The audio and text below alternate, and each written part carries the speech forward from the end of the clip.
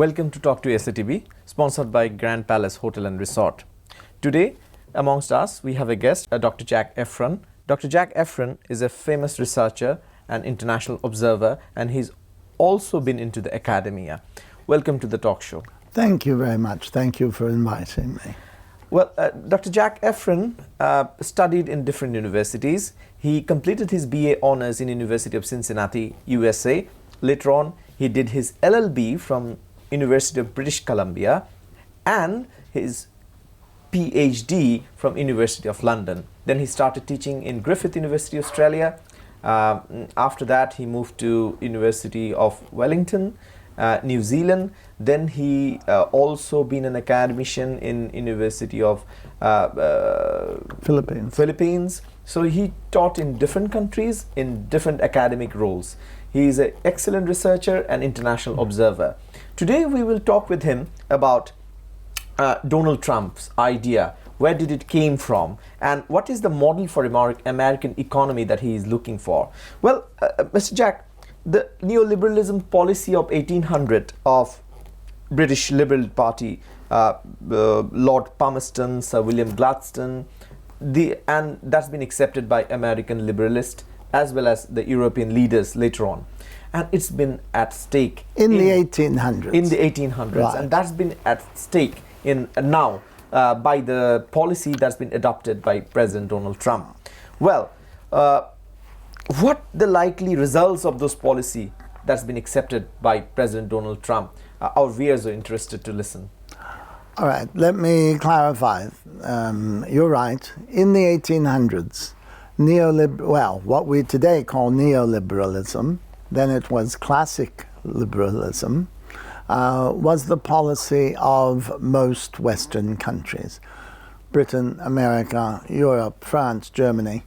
The essence of that policy is freedom. Free trade. Free trade, meaning anyone can trade anywhere, no import taxes, no regulations, and maximum freedom would lead to maximum growth. That was the policy in the 1800s. And then you see, this has moved back and forth. True. In 1920, the Republican Party of America departed from some aspects of neoliberalism. And now I tell people, if you want to understand where Trump's economic policies come from, there's absolutely nothing new there. And you can read them all in the 1920 American Republican Party Manifesto. Stop immigration, high import taxes to protect American goods, cut the size of government, cut taxes, replace income taxes with import taxes, and cut the size of government. They're all there. They're all there. And these were implemented in the 1920s. Now, what was the result? Well, for 10 years, the Americans thought they were the most prosperous country on earth. They called it the Roaring Twenties, and the Republican Party leader in 1928 in the election said, we have given you a chicken in every pot and a car in every garage. But that led to the Great Depression in Yes. afterwards, 1932. After a few years. After a few years. Yes. In fact, what happened was the Republicans won the 1928 election. Herbert Hoover became the president, and within 6 months, the country was almost bankrupt. The stock market crashed, and the problem was under the reform, well, we'll call it reformed neoliberalism of the Republicans. Nobody had any money. There was very little international trade. There were no money. There were no immigrants coming in. The industry became more and more concentrated in a few hands, many of them friends of the Republican Party. And wages were falling, unions fell apart, The average working person had very little. His wages were going down, and it couldn't make ends meet. And the way they survived was credit. Get it on credit. And everyone from the biggest company to the street sweeper was living on credit. And that was fine as long as especially the stock market kept rising and people kept investing and making money doing nothing. But in 1929 there was a bit of a panic and the stock market dropped. The banks panicked and then demanded that everybody pay their loans. And nobody had any money. A lot of companies went bankrupt and closed. A lot of people lost the goods they had bought. And what was the Republicans' reaction, 1930? Boost the import tax. And it made it worse, because they boosted the import tax. All the other trading partners boosted their import tax. Nobody was trading with anyone, and everyone was getting poorer. And that continued to 1932, when the Republicans were thrown out of office, and it took them 20 years to get back. So that's and the other legacy of that policy, the foreign policy aspect of the 1920 Republican Party manifesto, was peace. Sounds good. But peace meant getting rid of the army, almost. And that's what President Warren Harding in U.S. in 1921 to 23 did. Yes. That he said that I'm bringing the boys in home. Yes. And he got together with the other major nations, and they all cut their navies down to almost nothing. He did all the peace treaties across the Europe. And he signed every peace treaty he could. Turkey, Germany, Austria. Which all sounds lovely. 1920s was peaceful. And just to show how extreme it got, the Republican Secretary of State proposed a convention in 1928 to abolish war, the Kellogg-Briand Pact. And everybody signed it, and then abolished war. But within 10 years, we had World War II. And that's because when the bad guys came along, people like Hitler, like Hideki Tojo in Japan, like Mussolini, and started breaching the peace, nobody could stop them. Nobody had an army that they were capable of standing up to these dictators, and the people also had been kind of desensitized to the idea of national defense. They didn't want to have an army. And it took some tragedies to get the Western countries to, well, basically Hitler almost destroyed them in 1940, and everybody built up their army then. So what was the result of the reformed neoliberal policies that are being brought in by Trump now? Great Depression, economic collapse, and World War II. It's not a pretty picture, and we can only hope that it's not going to have the same result now. But there's no factual basis for believing that it will be better. All the economists in all countries have denounced this trade war. They know it's going to leave the world poorer. Trade between China and America has virtually stopped. On paper, there are 150%, 200% tariffs, but it's 200% of zero because no goods are moving. That's just the start. So, as I say, it doesn't look good. But if you know the history, so what happened after World War II? The countries of the world said, never again. This reformed neoliberalism doesn't work. And so they adopted very different policies, what I call social democratic collective defense. So collective defense means things like NATO. If anyone attacks any one of us, then we will all fight. That's what Ronald Reagan did. No, this was done in the 1940s. NATO 1949. Yeah, because the international association's been developed, and it's been vehemently, endorsed by Bill Clinton and President Al Gore as well. Yeah, this is the important fact to remember. In the 1940s, the Republicans were slowly won over to these policies of social democratic collective defense. In the 1950s, foreign policy was not an issue anywhere. Everyone agreed, collective defense, to stand up in those days to Russia and China. And the other side, the welfare state, minimum wages,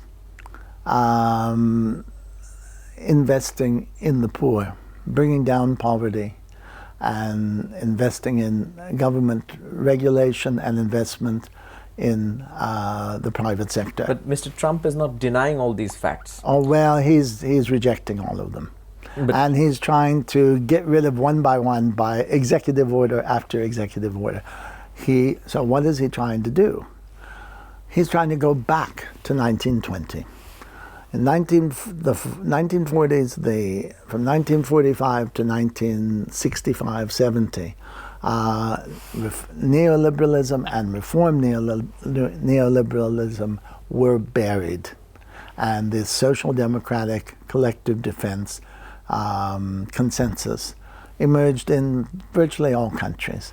What happened, unfortunately, is because the West backed Israel all the time, and because the Arabs got control of the world's oil, basically produced all of it, and then started to support their Palestinian brothers, then they shut off the oil in the 1970s. And this caused a depression, high unemployment, high prices, stagflation as it was called. And the supporters of reform neoliberalism, who had been hiding for years. These were people like Ronald Reagan, Margaret Thatcher, Brian Mulroney in Canada, and in most countries, said, you see, it just took 50 years or so, but now you see, social democracy and collective defense don't work.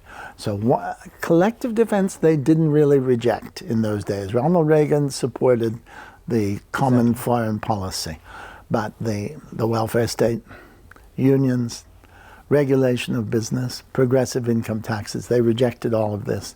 And they said, now let's go back to freedom, to classical liberalism of the 1800s. You can trade anywhere, no import taxes, no regulation of business. And they said, this will save our economy.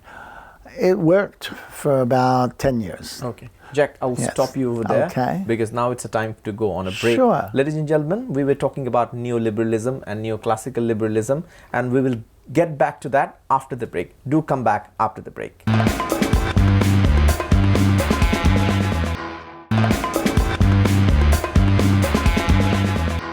Welcome to Talk to SATV. Before the break, we were discussing about neoliberalism, how it affected for 10 years. Later on, it was an absolute fiasco. But in 1992 election, where H. Ross Sparrow and the orange hair President Donald Trump, who were advocating against the neoliberalism, and the Al Gore and the Bill Clinton, who were campaigning for a Democratic Party, they accepted free trade, and later on we moved on. But had he won the election, H. Ross Sparrow, then the things could have been different. Things could have been different from 1992. Absolutely. What Trump is doing right now, it could have happened in 1992. Actually, had yes. H. Ross Sparrow won the election, Yes. because they echoed each other's tone. Yes, yeah. So Trump was like a Perot follower, a groupie. He joined the Reform Party. That was H. Ross Perot was a Texas oil billionaire who believed that he said free trade is basically a way for the poor countries of the world to suck all the wealth out of the rich countries of the world and leave them poor. And so he opposed the NAFTA, which was the North American Free Trade Agreement. Right, free trade agreement between Canada, America, and Mexico. And then he opposed the GATT and the WTO. GATT, WTO, and NAFTA. Put that with the admission of China into the GATT, and you have the crowning glory of neoliberalism. This was going to be neoliberalism everywhere. Nobody can have any import taxes. Nobody can regulate foreign investment. Immigration controls and other types of regulation of business would be run down. Taxes would be limited. That became the law, the rule for international trade certainly from 1995 up to 2025. This was the law. Now, it was interesting how it happened. In 1992, the Republican Party split. The majority of the Republican Party was following President George H.W. Bush, the first, who was a neoliberal. And he was pushing for GATT, NAFTA, and these other ways of spreading neoliberalism all over the world. Half the Republican Party couldn't accept it, and they harked back to 1920, to the days when the Republican Party made Fortress America, no immigrants, almost no imports, high taxes on imports, and America first. Almost 1 million immigrants were deported back then. Not then exactly. That you're thinking perhaps of the 1950s, when an earlier Republican administration. It was not a big political issue, but over about 10 years, the Republican and Democratic administrations deported millions of people, and some of them turned out to be U.S. citizens, reducing the Mexican population in the Southwest. But the 1992 election, Republican Party is split. President George H.W. Bush gets about 30% of the vote. H. Ross Perot and his Reform Party, including people like Pat Buchanan and Donald Trump, and a famous wrestler from Minnesota whose name escapes me now, they got 27%. Now, so that split the Republican majority that Ronald Reagan had left, about 57%, split it to 30 and 27, and the Democrats were still there with their 43%, led by Bill Clinton. And the Democrats had no interest in neoliberalism or the reform neoliberalism. That they had built the welfare state. They had built but they have taken the policy of President Ronald Reagan, who is a Republican. That's it. They had built a almost free open borders policy from 1965. And and which way would they go? Some Republicans are saying neoliberalism, free trade, and some Republicans are saying import taxes, immigration control, etc. Well, the problem was Bill Clinton could talk very much like a Democratic leftist, but his only interest was winning the election. And he attacked the left of his own party and said, if we don't adopt neoliberal policies, then we are history. So he and Al Gore, his vice president, adopted NAFTA, adopted GATT, adopted WTO, complete neoliberalism. So they went over to that side. And that's how they survived. The Reform Party disappeared almost. And this was the crowning glory of neoliberalism. And that's where things stayed from 1995 to about 2020. Donald Trump came back as originally campaigning against neoliberalism. But when he got into office, he didn't do anything about it. And he followed neoliberal prescriptions like cutting taxes and trying to get out of the war in Afghanistan, etc. But he wasn't able really to, he didn't know how to change things in Washington. Then COVID came and everything was chaos, and the Republicans just lost the election. Regardless of what Trump says, they did lose it. Now we've seen So some if you want to deduce a discussion, can we deduce to the point that he has taken all his ideas from neoliberalism to impose tariffs? Not neoliberalism, Well, but that reform liberalism neoliberalism of the 1920s. 1920s. He's going back 100 years and trying to resuscitate these policies of the past, which we know failed in the past. He has no new ideas at all. The difference is, well, we know some effects of neoliberalism. It's hollowed out the Western economies, because under neoliberalism you go wherever the labor is cheapest. And Western countries just took their production to cheaper countries. China, Vietnam, Cambodia. Yeah, but not Bangladesh, unfortunately.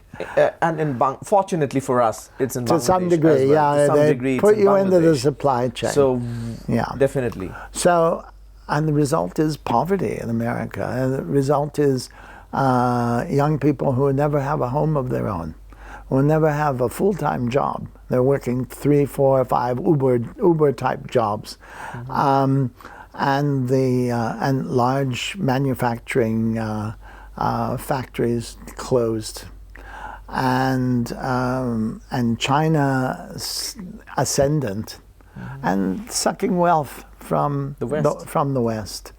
And so this is what Trump symbolized and reacted against, that this is what you get with neoliberalism, and we're going to change it. And that's why they won. Well, in 1964 to 70, Prime Minister Harold Wilson, British Prime Minister Harold Wilson said about imposing tariffs and taxes, that imposing taxes on each other will make everyone poorer, will make your every neighbor poor, including you. So Trump is imposing tariff worldwide. He's imposing tariffs in China. So there is a possibility that you might end up, there is a possibility that nobody will end up exporting anywhere, because the import or tax or tariff is so high. So where we are heading towards? It's what already has happened between America and China. There is no trade. There is no ship that's been going on from China to United States of America, or United States of America to China. And lay aside Right Honorable Harold Wilson, who is one of my favorites, every economist in the world today, of all political persuasions, is saying that this is what's going to happen. This trade war is going to destroy trade in the world. We no longer have a set of rules for trade like GATT and WTO. Nobody listens to them now. And we have basically trade warfare. And nobody's going to trade. And what does trade do? Trade means I give you something that you need more, and you give me something that I need more. We are both better off. If we can't do that, we are both worse off.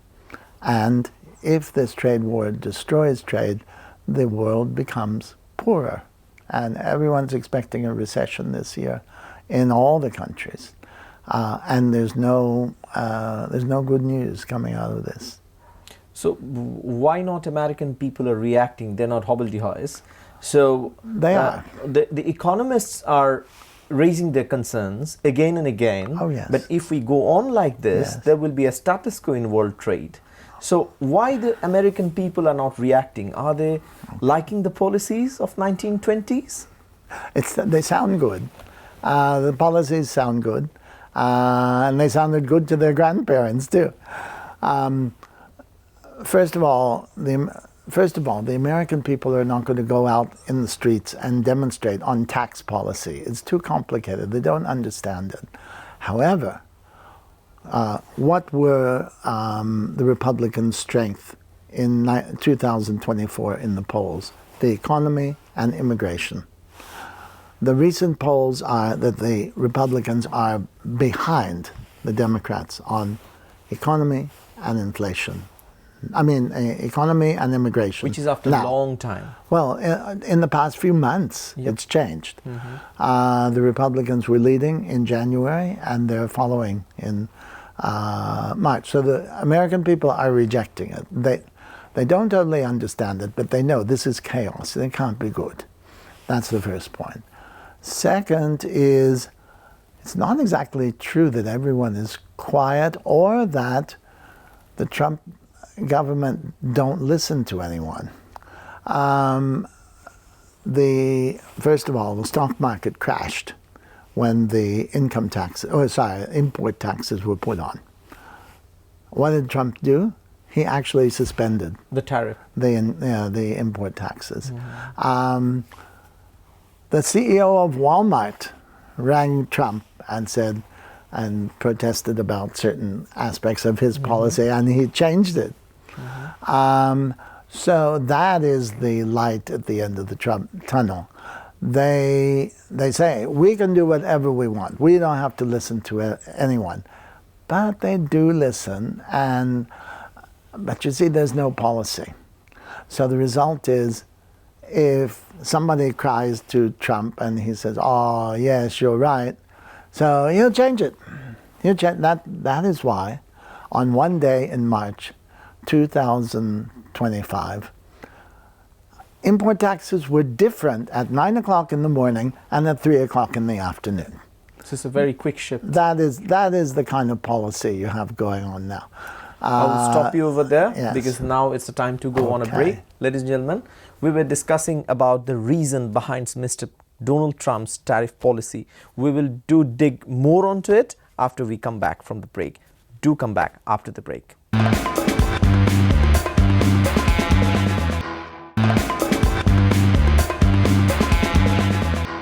Welcome to Talk to S.A.TV, sponsored by Grand Palace Hotel and Resort. Before the break, we were discussing about the people rejecting the Trump's policy. Now what happens next? Well, of course, now we're into prophecy.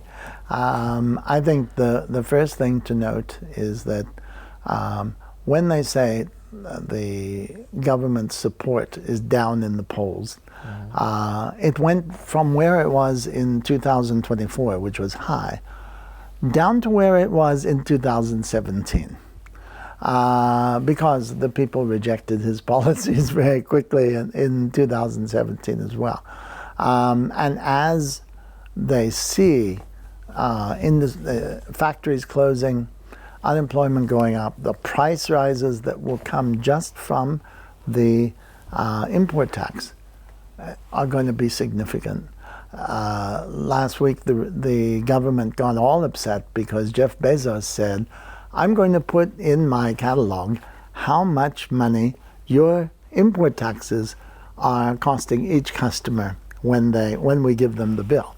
And the president was furious. The president was furious, and his press secretary said this is like partisan manipulation of the consumers.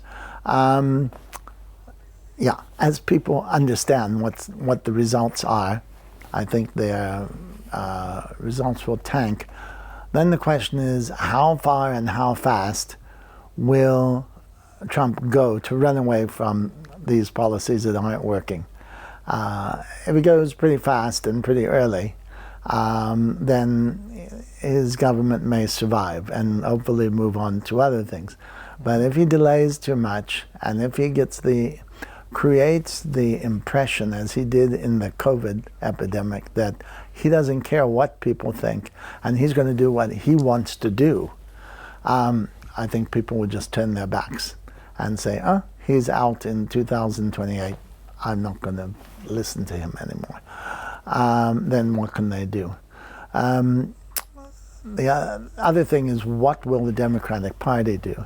They have been trying even to have rallies and things like that, especially opposing Elon Musk, because Elon Musk is the most unpopular official in the government. he has no authority, and he is just a follower of Trump. And now he's even saying he's going to back out and look after his company. So if the Democrats start organizing well, as they did in 2018, and keep hitting the economic issues, saying we did what he wanted and it's wrong, and look what it's doing to your life.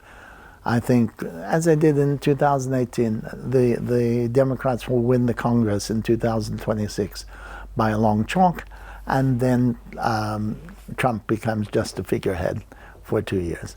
I think that's the most likely result, and I just hope that the world economy and countries like Bangladesh don't suffer so much as they may in this process. Because if you look at India has a lot of things to offer to USA.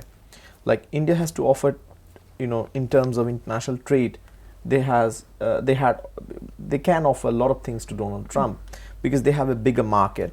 And the Keith Starmer went to India and made a trade agreement. With Tories, well, they tried several times, but they didn't succeed that much, like Keith Starmer. Yeah. And he said now it's the benefit of Brexit that we're having after concluding the trade agreement with India. Yeah. The very next month, the J.D. Vance, the Vice President of America, he landed in Delhi, and he's in process of discussion of making a trade agreement. We can do it too. So India has a lot of things to offer to the United States of America. So they have reciprocal interest. Yeah. But a country like Bangladesh, it has nothing to offer. Well, we don't have bigger markets, but yet how would we solve the problems of the tariff that right now we are facing? So is it what's the panacea for it? Well, I don't deal in panaceas, but first, I'm sorry, I cannot accept the statement that Bangladesh has nothing to offer.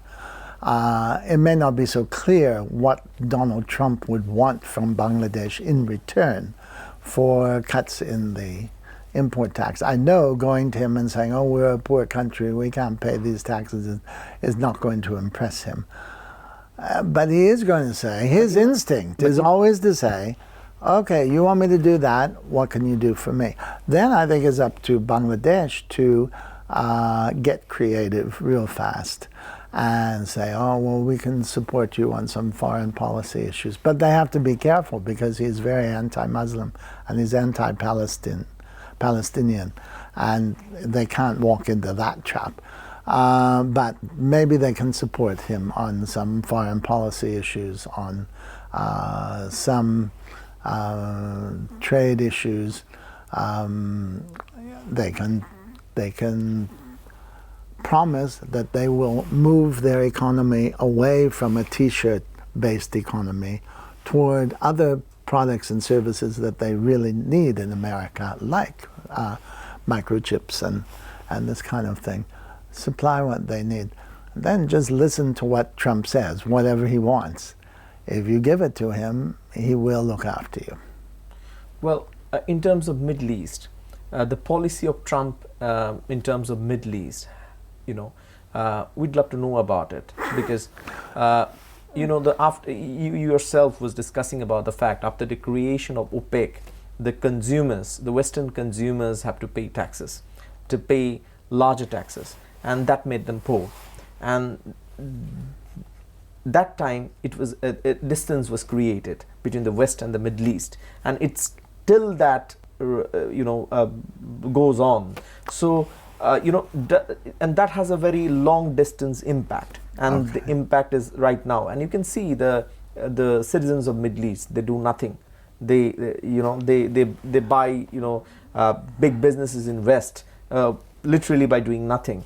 So they have an anger. The Western population does have an anger on them, but they're doing nothing, but they're investing heavily and they're taking the profits away. Is this the anger and that instigated Mr. Donald Trump into the policy that he is right now having, that he is actually set up an embassy in Jerusalem? He's I kind need of to- recognizing Jerusalem as the capital of Israel. Israel, yeah, he has. He doesn't recognize the Palestinians as having any right whatsoever. He said he wanted to move them all out and set up tourist hotels in their country. First, let me clarify something, which is what you're talking about in the Middle East about OPEC. That was not about taxes. That was about the Arabs got control of their own oil. True. And they fixed the price at a very high level. And in order to develop themselves, but then also in order to punish the West for supporting Israel to the extent they do. And this was a big issue. This is what brought the neoliberals to power in most countries, is that the OPEC oil prices made everything unaffordable and caused mass unemployment, and the neoliberals were able to say, see, this is the product of the social democratic and collective defense consensus. And that's how they got rid of it. The story is very different now. The Arabs actually realize that they have a temporary asset. The world is moving away from oil and fossil fuels. And after that, what are the Arabs going to live on? Sand? The Arabs are not, when you say they're trying to invest in other countries, they are, because they're trying to replace their oil income by some sort of rent income. But it's not the same. It's totally different. And I don't think it affects the American government's policy. American government's policy toward the Arabs was affected more by Trump's son-in-law, Jared Kushner, who is Jewish, and who saw Israel and the leading Arab states like Saudi Arabia, the Emirates, and Qatar as potential allies against the Palestinians. And this is what Trump tried to set up. He tried to set up this alliance between Saudi Arabia, Israel, and the Emirates in 2020. He wasn't there long enough. He's trying now still. He'll try again. Something is more likely to come from that, and perhaps some American investment in those countries, non-oil related, that will allow them to thrive after oil is no longer required. But the people are not necessarily angry against the Arab states. Mr. Jack, my last question to you. What advice would you give countries like Bangladesh in recalibrating their foreign policy under a Trump global climate within 2 lines? It's what I said when I was last here. Trump policy is very personal. You have to make a patron-client relationship personally between the Prime Minister of Bangladesh and President Trump that lets him know you're his boy, and then he will look after your country. That's the reality. Professor Jack Efron, it's an absolute pleasure to have you on our show. Thank you so much for coming to the show. Happy to do it. Thank you. Ladies and gentlemen, we were discussing about the reason behind Trump's tariff policy, and what we come to deduce is that the country or economy like Bangladesh is in real threat, and they have to be really cautious. They have to expand or diversify their export products or export industry. Otherwise, it would be very difficult to endure this tariff policy. So because we are surrounded by our big neighbors, and they have a lot of things to offer to United States of America compared with us. So we have to be very cautious in our foreign policy, and we have to be very critical and crucial in maintaining our relations with other countries, especially with the neighboring countries. Ladies and gentlemen, now it's time to end. We will be here again with another show, with another guest in the next show. Until that moment, goodbye. Allah Hafiz.